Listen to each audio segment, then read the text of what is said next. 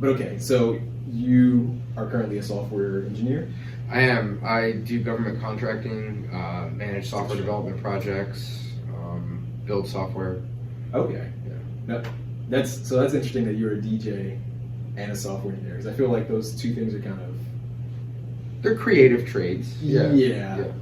Like, I feel like, I don't know if you agree on this, I feel like some people lean more towards, I call it like left brain, Okay. and more right brain. Okay. And I feel like musicians are, I'm kind of a DJ as a musician. Sure. They're kind of more right brain. And I feel like people that are more technology based are more left brain. So it's interesting, like where I work, Yeah. I get along with everybody, right? But I don't fit in because like I don't do sci-fi, I don't play Dungeons and Dragons, I don't game, like I mean I literally like do my work, engage with my team, engage with the customer, Yeah. and then do sports or go to the gym or or DJ. Yeah. So I have like, I think if it's that right brain style, then I'm definitely that. You lean more towards the right brain. Yeah. But you have like the skills for like the left brain kind of Activity, yes. That's pretty cool. Yeah. So I'm curious to know what got you into, I guess, software engineering. 'Cause that's... So I've been on a computer since I was 5. We were fortunate enough to have a DOS, MS-DOS computer. I think it had 4 megabytes of RAM. Yeah, and I said that right, 4 megabytes. And like at a young age, I just figured out how to like break the game code so that I could get the highest score all the time. I wouldn't say it was hacking, but it was just like figuring out how something works and figuring a way around it. Okay. My dad was also quite technical. He's an accountant, but he used, Lotus 123, other accounting softwares. Now he's like a lot of QuickBooks. So I was always kind of around technology, and then where I grew up, all the schools had Apple IIe's, and then they had like little small like x86s, like they're real small like PCs for teaching us how to keyboard and stuff like that. But still, it wasn't like that big of a thing. And then when I was about 18, I started teaching computer classes at CompUSA. And like that, so it was like the summer before I went to college, and then I went to college originally for architecture, realized I can't draw to save my life, so maybe that wasn't the right field for me. Yeah. But it was creative, like I liked that aspect of it. Okay. And switched my major very quickly to computer science, where I started learning some actual programming. But in that time, I'm not going to even date myself on the time because I'm not having people do math on it. But in that time frame, if you possess the ability to learn and you were a U.S. citizen, there was a dire need for people to get clearances. And so you could know not a lot, be very junior on the programmer scale, but be able to obtain a clearance, and you could grow your career that way. So I ended up leaving college and built my career without a college degree. Really? Yeah. So do you currently have... I do not have any degrees. Really? That's interesting. No. Okay. I'm not knocking college. It's just not for everyone, right? I fortunately got out after 2 years, so I was never really in super debt, right? That is fantastic. Wow. I've known people that have left college with law degrees, sat for the bar, and ended up, still working at the giant deli counter because they couldn't find a law office to work for, and had all that loans to pay for. So it's funny you say that, because literally that last part, the whole law thing, I don't know if I told you that's kind of why I'm in Virginia. Okay. Because I was going to go to Georgetown. Okay. And I took the LSATs and everything. Was going to go to Georgetown, talk to friends, and they were like, hey, friends that were lawyers, and then friends who had like brothers that were lawyers. Okay. None of them liked it. Like, none. And I would meet people out that were lawyers, and they're like, I don't like being a lawyer. Like, if you can avoid it. It seems like a lot of work, you can get a handsome reward. Yeah. But if you're doing like case law and you have to go to trial and stuff like that, like I feel like that's a lot of work. Yeah. A lot of preparation, a lot of paperwork.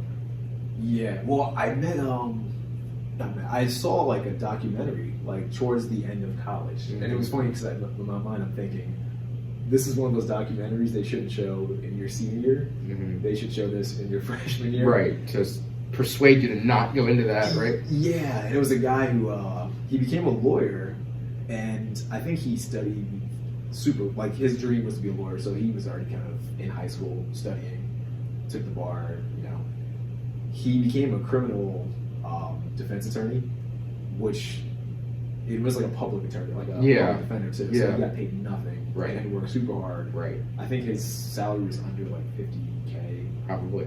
And I was like, if I went to law school, had so much, especially now. And you were looking at Georgetown law. That's not cheap. So I was like, if I went through all that just to not, he was kind of lucky. I don't want to say lucky, but he liked it a lot, so the money wasn't really his motivation. But for me, one of the main reasons I wanted to be an attorney was for the money. Right. I was like, if I did all that and I didn't get a good salary, I don't think it'd be worth it. Right. So it's interesting that you did 2 years, kind of avoided all the loans, and then kind of and so I ended up going full time teaching the computer classes. And let's not forget, like, I was like 18, 19, 20-ish range, right? Long hair. I had to wear a shirt with a tie, but I always had tie-dye on underneath, so you could see right through it, right? But then, SAIC reached out to me and said, would you like to learn how to be a programmer? Can you get a clearance? And I went for it, and my career path just took off as, a young professional, like really young. Yeah. And now, for me, what was more valuable so far than the degrees has been certifications. So, like, I have a PMP. I've had it for like 10 years. What's a project management professional? Okay. So it's a certification that really anybody that's running a team should probably have. I have had Microsoft Certified Solution Developer. I've had Certified Scrum Master. I have a Security Plus. And I do want to ask, for anyone watching that might be interested in IT or software engineering or anything like that, where, I guess, because I know nothing about this. Okay. How would they find those certifications? I guess besides maybe. Oh, okay. So Google search obviously is going to be your best bet, but all the project management stuff is run through an organization called the PMI, the Project Management Institute. Okay. So you can go to PMI.org and then get all your information. And PMP is like the highest one that they offer, but they offer a wide range of certifications. Actually, there's one more higher than the PMP now, I think, PGMP or something like that. Okay. But online you can always go to the Microsoft website for certification information. But in this area that we live in, right now the hot things are cybersecurity based certifications. I personally don't see a ton of value in the developer certifications. Okay. But learning the cybersecurity tools, and I'm not in cybersecurity per se. Like, I had to get a Security Plus because my job required it. But that's a good one. CISSP, and then any of like the Cisco networking type certifications are good. There is a certification called Certified Ethical Hacker, which I heard is pretty. Yeah, so like you're like a hacker, but you're a good hacker, right? So you make sure the systems are secure because you actually get paid to try to break them. I think I've heard of people that have hacked, and I thought I heard about a story where some guy hacked the government's system or something. It might have been multiple people, and they got a job that way. I don't know if that was. Yeah, I mean, I've definitely heard things like that. That's not the good route to go to get attention, because you could end up in prison. Yeah. But if you look up a guy named Kevin Mitnick, he actually had to have computers taken away from him, but he was the world's leading hacker back in the day. Wow. And he did get in trouble. I think he does have a company, and I haven't followed him in years, but I used to follow him pretty closely, and I think he started a company securing government-based systems, which are the same things that he was breaking into. So it could be a really interesting career if that's what you're into, but you have to just like anything, you have to do it lawfully, right, and with ethics, and that's why that's the certified ethical hacker, because your job is to prevent those intrusions from Bank of America or other banking systems, to prevent government systems from being raided, taken down, what have you. It's funny too. Literally, I think yesterday or 2 days ago, I have a friend who I think he's 21, 22. He's trying to get his degree at George Mason. Okay. I think for cybersecurity or something. Yeah. IT related. You can get cybersecurity degrees now. Yep. And me and him, I told him a story about a friend of mine who does IT for either Capital One or Chase, one of those banks in like California. Mm-hmm. And he said, kind of going back to the thing about college and everything, he said everything I learned in college about this wasn't that relevant. I could have just kind of learned it through certifications. This is exactly why I left school. I was doing nothing really to achieve that computer science degree, but at the same time, I was learning the skills needed to teach the classes that were current day classes at CompUSA. Okay? So I would look back at my classes and be like, I understand why they're teaching us C programming. I understand why we're using Pico, Pine, and Emacs editors. I get it.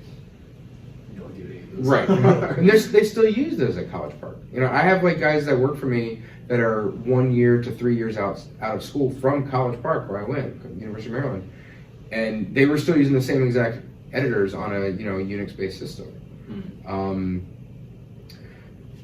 So that's not a bad path, right? The college, I don't know how up to date they keep things. I really don't know, because I'm not like a super academician, right?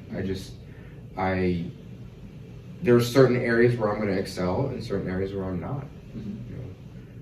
It's like when I watch Jeopardy, right? Yeah. I do watch Jeopardy frequently. Like, I know if those categories are sports-based, I'm good. Music-based, I'm good. Movies, half.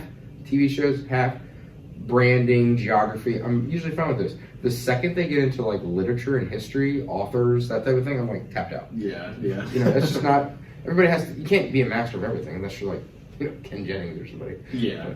Somebody probably just dedicates all of their time to all those sectors. Yeah. So that's interesting. So, computer science and DJ, you try to do architecture. Yeah. That is a very interesting flow of events. I'm all over the place. Yeah. No, I mean in a good way though. In a good way. That's great. The DJing. I mean, I've been around music my whole life. Like, my dad was a drummer. There was a drum set in the house. I started playing drums at whatever, elementary school, 4th grade, maybe somewhere around there, 3rd, 4th grade. Middle school, advanced to the drum set, learned how to play that, plus timpani. So it was really always percussion in the house. And then, obviously your garage bands. When you're in high school, everybody wanted to have a garage band. Yeah. And then I kind of, after college, I didn't do too much of that. I just kind of stopped the bands. I was really focusing on the career. And then, I don't know, just something about DJing. It just, it found me, and like, it was very hard at first. It was extremely hard to understand all that, like the technology and how to keep a crowd moving and the right song selection and all that type of stuff. Have you ever seen, I meant to ask you in Z Breezy this, have you guys ever seen, well I guess he's not here to answer, but have you ever seen, I think it's called We're Your Friends with Zac Efron? Yes. Yeah, you've seen that? That's a great movie. Yeah. I wanted to ask, is a part where he's talking about at a certain beats per minute, you can control the crowd better? That's I don't know if that's real. a great storyline. Okay. Now, having said that, like let's take a typical night at one of the places that I play at, right? You cannot go in there, on 10 right off the bat. You do have to bring people up, because the reality is, by the end of the night, there are several intoxicated people or like slightly buzzed people, right? And everybody's inhibitions are, way loosened. Yeah. Okay, so you start off a night with your top you know, Cardi B, Megan Thee Stallion, whatever song, people are going to look at you like, what are you doing right now? Yeah. So so that part of the movie is kind of correct, where it's like you do build up, but in that movie in particular, his BPM was like 120 all the way up to 135, 140 something. Okay. So, you know, what we do is we hit that 65, 70 range too. That hip hop, that trap, you know, escalated up to the 90s, and then maybe some Latin music in the 90s and the low 100s. And then, yeah, maybe by the end of the night, we are up 128, 130, 140, but people are literally, like, you could play someone singing the alphabet, and someone, if it's like in tune and in beat, when people are drunk, they'll be like hype. They'll be hype. Yeah. For those of you watching, by the way, you will hear Jason when he is DJing, and I mean that in the best possible way. I went out. What was that? Was that last weekend? Yeah, just last weekend. Last weekend, come out of the parking garage, you just hear boom, boom, boom, yeah, and I'm just like, okay, this is gonna be a good time. Z and I, you know, we're fortunate enough to have the normal 9-to-5 jobs, right? So the DJ money is considered mostly extra for us. So we stay current with everything we do. We have current, you know, equipment, and we've invested some money in QSC audio, speakers, and subs. And I will say we have a system that can thump a whole entire, like this. Actually, I've played out in this parking lot here, by the way. Really? Yes, because I did Cars and Cigars. Oh, is that the car show? Yeah. Okay. So they usually do their opening show of the season in about April, and it's usually at DC Prime. And I have played this whole entire parking lot, and you can hear me all the way to the Chick-fil-A and Taco Bell. And some people have said they've heard me on 7.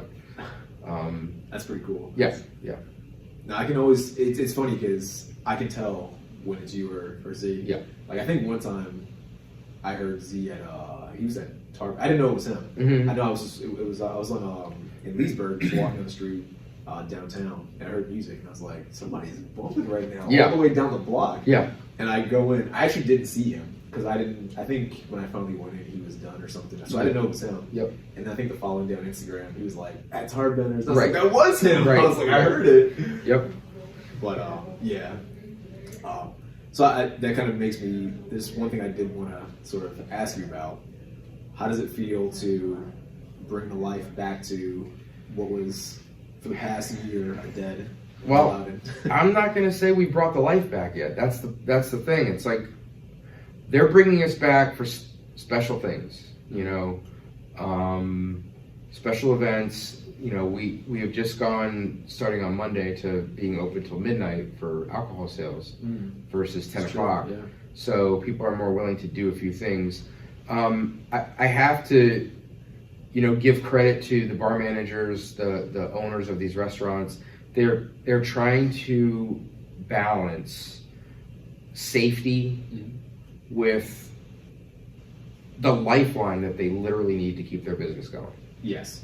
And I get both sides. You know, I've lost well into the 5 figures over the last March to March from COVID, from not being able to do my regular stuff, losing a lot of proms, homecomings, whatever weddings would have popped up. You know, I don't do a lot of that stuff, but you know, I have regular gigs, and we are out frequently, right?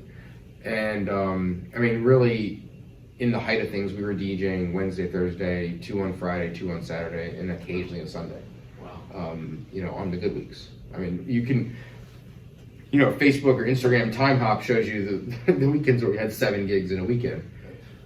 Sometimes shared, sometimes not. You know, we went from the Lamborghini place over here to DC Prime, over to Bar Louie, you know, all in one day. Wow. Yeah. I didn't know you guys did that and launch it a single day. That's a lot. We would, yeah. Wow. Yep. And so I do understand, you know, people wanting to be safe, not wanting to bring this terrible, you know, disease home to their family. I get it. You know, it's really tough because you have a lot of businesses, and not just talking about restaurants and places that I would DJ, but you have a lot of businesses that are struggling. They were struggling before the pandemic. Yeah. And it's a very competitive market out here because rents are high. People like to go out and people will spend money, but if you're not providing the top, service or food quality or whatever, you're going to go by the wayside, and it's going to be hard to fill your establishment. Yes. So then when you factor that plus, okay, so rent's high, what does that mean? Price per square foot is high. Yeah. And you have to space everybody out. So now where you'd have 2 or 3 tables, you have 1. Yeah. You have to close 4 hours before your usual time, or 2 hours before your usual time. And it's been hard on everybody. I don't want to take anything away from the people that have lost, the 500,000 people in this country. But at the same time, we have put systems in place for those that want to stay in to be able to get their food delivery, their food services. Entertainment is now all streaming. I need to be out. Like I don't stay home, right? It's a When you say beautiful day out. entertainment streaming, like Netflix. Okay. I mean, around here in particular, we have such a high availability of high-speed internet. Yeah. Everybody's got, probably Fios or Comcast Xfinity or something like that. So, and everybody's mobile, right? Everybody has unlimited phone plans. You can stream anything at this point. Yeah. So if you're super concerned, you can stay in. And I think one thing that we maybe should have considered was if the establishment wants to open and a person that works there wants to work and understands the risk that they're taking, then let that place kind of open and safely do things at the same time so that we don't, maybe 1 year or 2 years from now, or even as soon as things start to open up, people can't even really reopen their business. Yes. They can't reopen because there's nothing left. There's nothing left to open. They don't have even the money to do a supply because they haven't been able to get inventory. Yes. And or people have moved on to a different place because that place stayed open for some reason. Yeah. We were all able to go to Walmart, no problem. Yeah. But we weren't able to go to some local boutique or what have you. Yeah. No, I think about that. For the past year, to me, that's kind of been sort of my logic. If you want to stay open and you have workers that are willing to work despite knowing what's going on, I don't know. I don't want to get, I guess, too deep. It's really tough, and you have to be sensitive to everybody's opinions on it, right? Yeah. Because you don't know if the person that you're speaking to about this has lost a level. Yeah. I had COVID personally. I got it from DJing, and it was a really bad 4 or 5 days. Yeah. And but I'm fortunate. So others have gone through way worse scenarios, and you have to respect their position, right? And I think one thing that we have at least done is creatively come together to provide these type of necessary services to all types of individuals that need it, right? I don't want my 90-year-old grandmother going out in the world to potentially get COVID. Yes. Because she's 90. Yeah. I'll take myself out, and go get her something or have it delivered to her, something like that. Yes. Yeah. I was kind of in the same, so for anyone watching, I'm not diminishing the overall effects of COVID. Make sure you put a scrolling disclaimer on this video, Yeah, I know for me, kind of when COVID first happened, I think for the first month I was terrified, just because I was watching too much of the news. And then I thought about it, and I was like, oh, I'm not that old. I don't know. I'm not going to get too deep into my thought process, but I wasn't that scared. I did get it late summer. I think after 2 days or so, I kind of got over it for the most part. I couldn't taste for a week, but that was about it. Yeah. But no, definitely. It's a tough one. Yeah, it's a tough one. And I you don't want to be the person who's making all the decisions because you're never going to really please everybody, right? Yeah. There's got to be someone that's going to be upset with your decision on this. Yeah. If you close everything down too early, then the owners and all the staff are going to be upset. Yeah. But then the people that can get sick are probably happier. Right. But then if you don't close things down, then the owners and the staff are happier. But then everyone else is kind of like, well, why aren't you closing down? And the other thing is, like, the one thing that we definitely understand the most is the frontline workers have no choice. Yes. Right? Yeah. Nurses, doctors, ER people, ambulance, firefighters, even police, they have no choice, right? Yeah. So if anything, we're just really protecting them at this point, Mm-hmm. because they have to service us, right? So you always have to appreciate that. And, you know, I think a lot of us have, you know, I know some other DJs that have actually donated, they've done like live stream fundraisers, Mm-hmm. and provided like meals to frontline workers and stuff like that. Pick a hospital and That's pretty bring it on. cool. Yeah. Well, you know, DJs were forced to do that. Now, I will admit, I did not do that. DJs were forced to do it? We were forced to go online, right? Well, if we wanted to continue DJing and keeping our brand up to date. Okay. Yeah, we were forced to go online. I did not do any fundraiser streams. I don't think, I may have, I don't remember. But I did not organize any myself personally. But yes, we did a lot of live streams from my basement. You know, I remember when yeah, and they were still lit. It's just I remember I was like, it's different though, kind of dancing in your own apartment. Yeah. At least for me, my own apartment. And Yeah. there's no one around. So, you know, it's kind of cool Going on. with like Apple TV and those type of services. You know, people were streaming us on their TVs, you know, and sending us pictures of them, like, you know, having a good time at their own house. But, you know, honestly, you were out last weekend where I was DJing. You know, I cannot tell you how much Z and I appreciate the following that we have, right? And the people that come to see us regardless of what venue we go to. Like, Yeah. we want to bring a good time to everybody right now as safely as possible. We're itching to get back out there. Yeah. Like we are. But no, it was amazing to see how many people turned up for the brunch that I did in the day and then the evening party that I did that same night, both at the same venue. I didn't expect that, because people are still concerned. People are still not going out, and I get that, even with the vaccine. But it was, I was like overwhelmed by like how many people showed up. Yeah, to be honest, so I know for that last weekend, and then for Bar Louie, was it 3 weekends? It was my birthday weekend. Your birthday weekend? They threw my birthday over there. That was kind of that weekend that really shocked me. I think last weekend I kind of expected a fair amount of people to turn up. Yeah.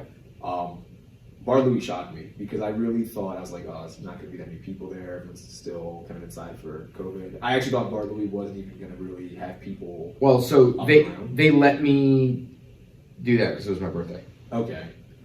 Which was awesome. Because Yeah. I think I went in, I don't know if you saw my one friend, I brought him with me, and then Yeah, the taller guy.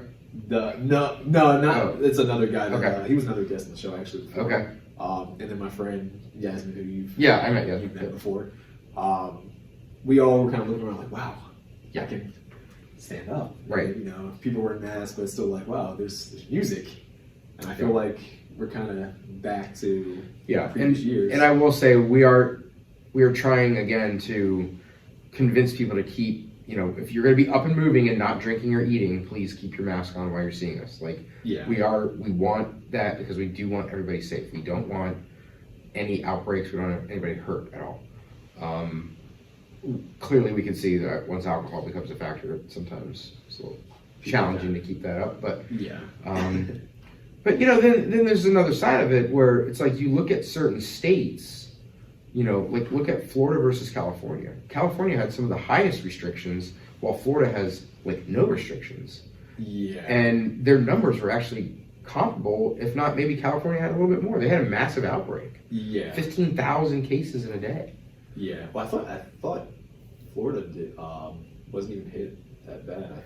They had their spikes. I mean, everybody's had spikes because it moves around, right? But I was just shocked at, you know, and I don't know the rules of Florida. Like, I don't know if you're supposed to wear a mask or not when you're out, but I have seen friends that DJ in Florida, and I'm ready to hop on a plane because they're DJing to venues that as if COVID didn't exist. Yeah, right? Packed venues, just like, just over a year ago. Yeah, I know.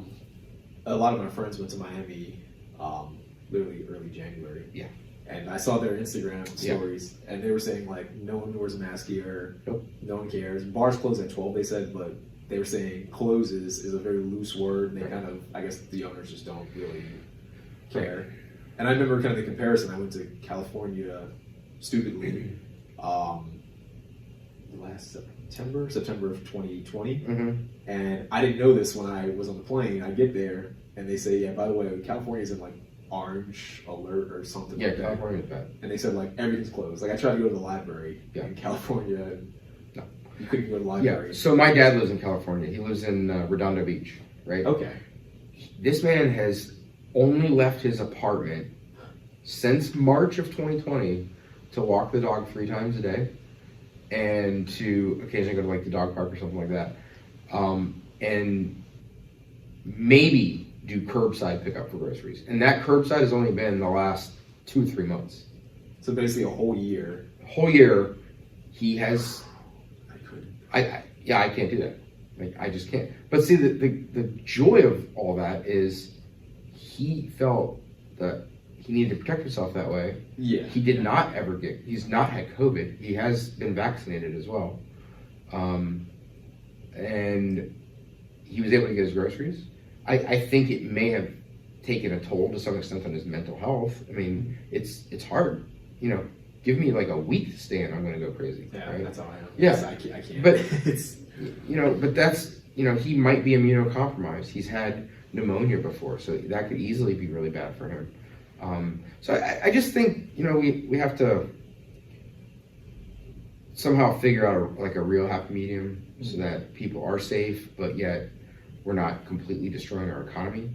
Yes, yeah. Kids, I feel terrible. My son graduated high school last year. Mm-hmm. The senior year was cut way short.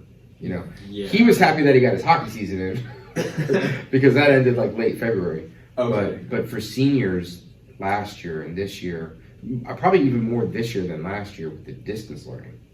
Yeah. It's not everybody can learn that way, and again, it's one of those things where to make a decision on it, I don't want to be in that position either because you're going to upset somebody. Yeah. It's almost impossible to have like a true happy medium with those things. Yeah.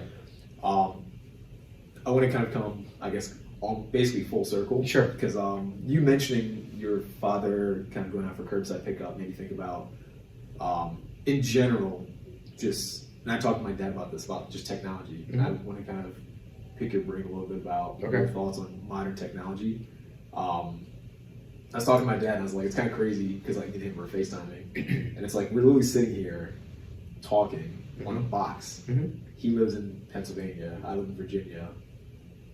And I don't know. My friends think I'm weird. I call technology like magic because you look at like Harry Potter and they have like the magazines that move. And it's like, that's Boomerang. So remember, see previous conversation. Never saw any Harry Potter movies. None? Okay. No. Nope. Well, or Game of Thrones. I've only seen like one Game of Thrones episode, so I can't fault you on that one. But I'm just curious to know, I guess, because you do software engineering, is that something, I guess you're around it maybe more, so I don't know if you think a lot about it or if it kind of just feels like a default, but how do you, I guess, feel about how fast technology is progressing? Because I think about, like in the 90s, computers, you'd have to have, I think it was the 90s, like stacks, like huge. Oh, decks and cards? Yeah, kind of packed into a room, and it wasn't that powerful. Right. And then today, literally filming. Right. The phone can do anything you need it to. Yeah. I definitely embrace technology. It applies to virtually every single thing that I do in life. DJing is technology. Yeah. My job is technology. The car I drive is technology. My home is a somewhat smart home. You know, I can turn on my shower with my phone. That's pretty cool. I can adjust the temperature with my phone. You know, I think, you know, again, having, well, now he's older, but, you know, those of us with kids have to be really aware of what their kids are able to do, especially if you're a low-tech parent with a high-tech kid. You know, you gotta make sure you're able to understand what they're doing and getting themselves into, because they literally have access to the whole entire world with that phone. You know, they have access to anything they want. Yes. And you know, there's definitely people out there that take advantage of that. So you gotta be careful. Yeah. But the positive side of it is, you know, you can have that conversation with your dad without having to drive 2-3 hours. Yeah. You know, or speak on a phone. You know, remember the phone used to be tied to the wall, and you had to get the longer extension cord for it, and you know, or the rotary. You know. Yeah. Or the cordless phone when you finally got cordless, but then the battery wore out because you're on a 3-hour phone call. You know.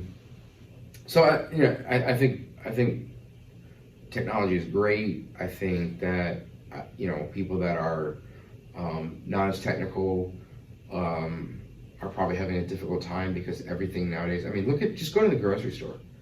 Like, I'm totally good with self-checkout. Like, I like self-checkout. I love it. You know, Wegmans, I'll go and package up my fruits and vegetables and weigh them and get the printout so I can just scan it, right? Yeah. But then you take a person that's not as technical or didn't grow up with a technology background, you know, they get confused. They get confused by the screens, and, you know, people aren't really patient with them. Because it's like, it should be like ingrained in everybody that we know how to do everything automatically, right? Yeah. Everyone accepts it as kind of like common sense. Yeah. But for people who didn't grow up with it, or it's frustrating for them. It's It's to me, I do get nervous with technology. I don't know. Maybe this is just me being negative, gloomy guy. Sometimes I feel like we might step into a bit of a dark territory, kind of in which technology makes us, as humans, too lazy. Like, I had a theory in college, and someone I never saw WALL-E. Have you ever seen WALL-E? I think it's like Pixar.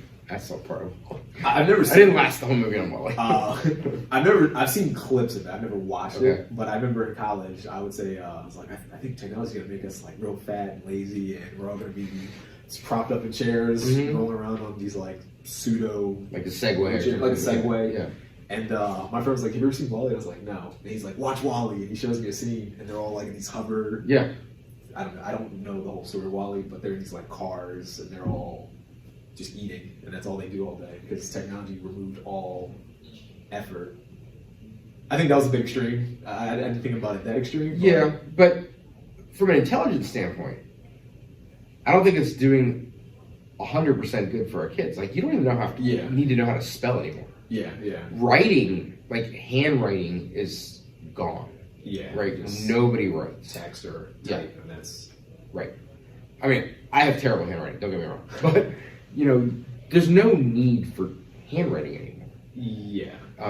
So, you know, those of us that obviously had to grow up with handwriting, we can write our letters, but I gotta really see what kindergartners right now are being taught from a handwriting standpoint. Like, you know the letters, you probably have to trace them, but like, when does that drop off, right? Because it's like, nah, you don't need to write that anymore. Just go to the computer and type it. You trace it on the iPad, and the iPad autocorrects the lines, keeps you in the lines, all that. So there's definite, motor skills that, and brain development type stuff that we're probably missing. But at the same time, there's probably an exponential amount of brain development skills that you can learn from various apps. I mean, I knew of a company that I used to work for, and this is a non-classified thing, but they were building mobile apps for the Veterans Affairs to help soldiers that have PTSD. I don't know how that worked or like what they did for it or whatever, but it was like they would basically play games on the mobile devices to help them cope and deal with their PTSD and help heal them. That's pretty cool. So, again, like everything, pros and cons. You know, it's great nowadays that you don't have to worry about cash. Yes. You know, if you're comfortable with like an Apple Pay or Google Pay or you know, Zelle and PayPal. I mean, you could. It's like you don't even need anything anymore. Like, it makes me sometimes when I use apps kind of like Zelle and Venmo, it makes me think about like what do people do? Even my friend a few days ago, her phone broke, and she was like, "How do I get to the Apple Store to get it fixed? Because I use the GPS and I don't know how to get there without the GPS." And it made me think about a friend of mine. I think he's 38. We were in DC and our phone kind of died. Me and a few friends, our phone died. He comes to pick us up. And he's like, well, let me see how we get back to Virginia from here. And he goes into his trunk, pulls out a huge book of maps. And we're like, oh my God, people... The AEC map? You take for granted. People before GPS and before technology needed a map. And it's like, oh my God, how do we... Well, and how are you going to drive while reading this gigantic, cumbersome map? You know, well, that's what I'm wondering. Like, the map didn't speak to you at all. It's like, how do people function this way? But see, the thing is, they did it. Yeah. Right? Like you're from PA. Have you been through Pittsburgh? Yes. Yeah. So you know, I don't know if you know, I used to coach like high school and teenage hockey and stuff. In Pittsburgh? Well, down here, but we would travel to Pittsburgh a couple times a year for tournaments. Okay. Those roads, without a GPS, I don't even know like how you get around. I don't know how if you lived in PA for the first time in like, let's say 70s, 80s, 90s, even low 2000s. Yeah. If you're still on that paper map, I don't know how anything got navigated with. Like, those roads are crazy. Yeah. Life in general without technology, without GPS. Even I think about people, you have to make a phone call.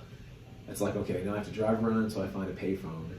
I have to go, hopefully, I guess back then there's more change in cash. I guess that might not have been an issue. But I gotta get change, put it in this thing.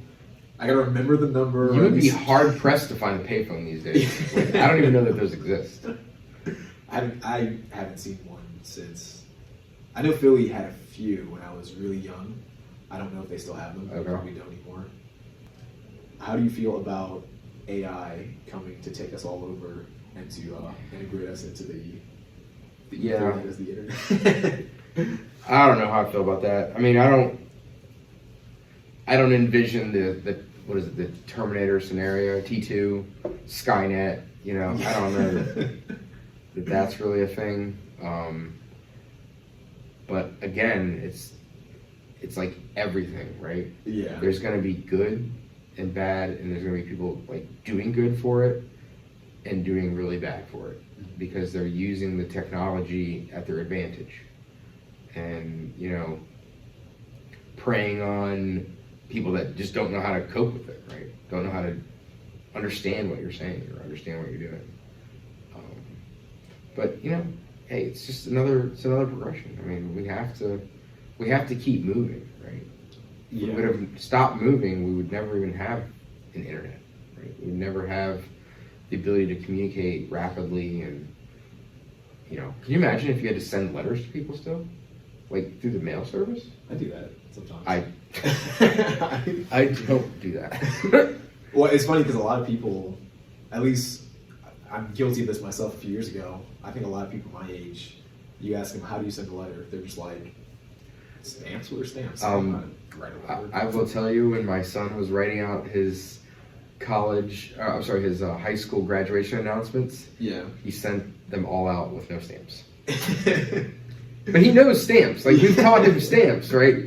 It wasn't a thought at the time. It's just like, it's like an email, right? You just send it and it gets where it needs to go. Yeah. I mean, that's fair. I'm certainly guilty of it too. It's like, return address? What is a return address? Do I write my address? Do I write their address? Right. Where do I write it? Or what about the art of like writing a check to somebody? I mean, that was like a skill that you had to learn in school, how to write checks. Yeah. And balance a checkbook. Nobody does that. Yeah. I don't even know how to balance a checkbook, and I've written 2 checks my entire life, and one I probably didn't have to write. I probably just never know that person. Yes. They specifically said checks, so I was like, I guess I'll get it book of checks and write this one check. Don't ever. And you had to pay all that money to get the book of checks Yeah. because they totally shoot up the price because nobody's buying checks at all. Yeah. All right, so I guess as we close out, is there anything I didn't mention or anything that you want to say to the viewers? So from a entertainment standpoint, Z and I are setting up Sunday brunches. It's not going to be our typical show with a thumping bass line. Oh, I can't come out. Maybe towards the end we'll see how many mimosas you have. But yeah, Sundays will be at Jefferson Ale House starting late March, early April. Okay. Most likely about 12 to 3, 12 to 4. Again, Jefferson has everything distanced out and everybody follows CDC guidelines. But we're really just looking to get out there and bring entertainment back to people that are really looking for it. The weather's turning nice. It is. I don't know if you remember, like in the middle of COVID last summer, we did that show on the One Loudoun Plaza. We just set up and DJ'd for 3 hours to people. Yeah. And Again, you guys, I was getting Starbucks, yeah. and I heard music bumping. And I was like, "Who is bumping music like this right now?" And I walk up. It's two of us. Lo and behold. Yeah. And that was obviously very different from our normal show because there's kids present. But families were out just having a nightlife safely. Yeah. It's good We were able to support Bar Louie because the governor allowed for drinks to be taken away from the establishments, which was new. During that, Oh yeah, they could take drinks from Bar Louie. Bar Louie could sell to-go alcohol. Wow, I didn't know that. Wow. They would all they had to do was seal up the container, and then once it leaves, you can't drink it on-prem with a sealed container. Once you leave, it's, you do what you do. That's pretty cool. So we were able to support, all of our friends that work there.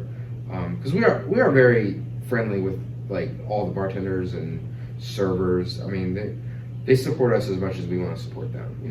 That's their primary source of income. They're hurting. The stimulus didn't really help them. It's not that much money.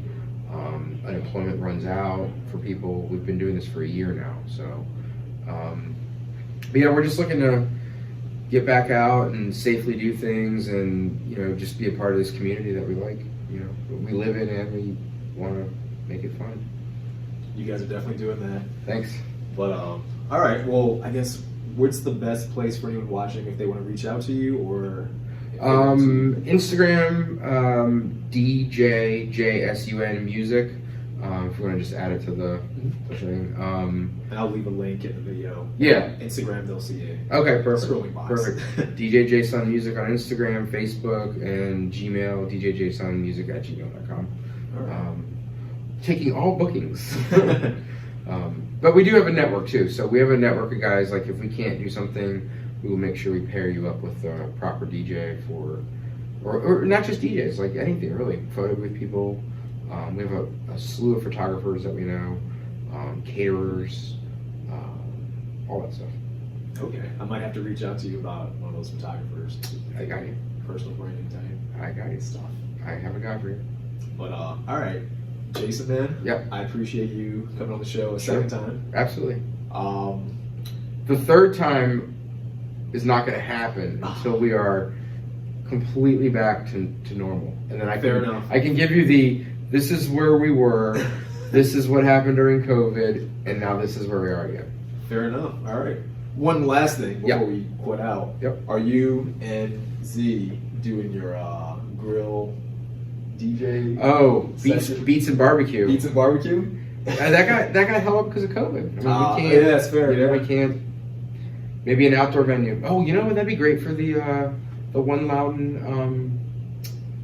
What is that thing called? The farmers market. Oh, there we go. Beats and barbecue at the farmers market. Because I would think that now the farmers market's going to be really kicking up. Yeah. There we go. I'm gonna talk to somebody. I'll be there. I'll be waiting. Hey, I'll hear it. Mute that part out before I approach them. I want to make sure they know about it first for me. They're watching. They're just like, oh, he's coming. Yeah. All right. Well, thank you so much for coming. Yeah, on. absolutely. Thanks for having me. Yeah. Until next time. I'll see you guys. Bye.